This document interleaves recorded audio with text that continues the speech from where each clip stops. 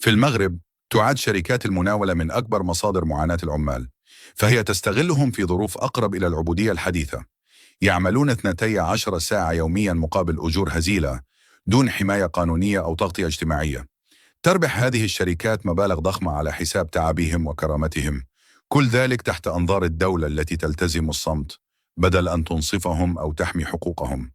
آن الأوان لفتح هذا الملف ولإعادة الاعتبار لمن يحركون عجلة الاقتصاد بصمت.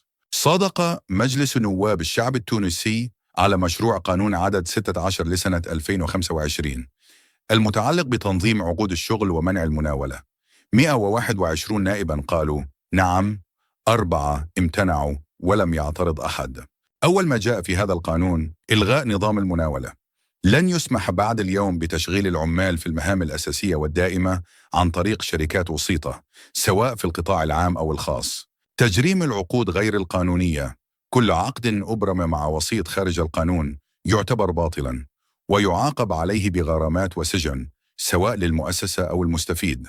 تحويل العمال إلى موظفين دائمين. كل من عمل في إطار المناولة أصبح رسمياً موظفاً دائماً من تاريخ دخول القانون حيز التنفيذ. القانون الجديد ينظم عقود الشغل. العقد غير المحدد المدة هو الأصل، أما المحدد المدة فهو استثناء لحالات محدودة ومبررة فقط. خطوة تاريخية.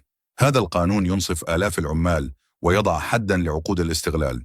تونس مرة أخرى تعطي درساً في العدالة الاجتماعية. من تونس بدأ التغيير، فهل يحين موعد الإنصاف في باقي البلدان المغاربية؟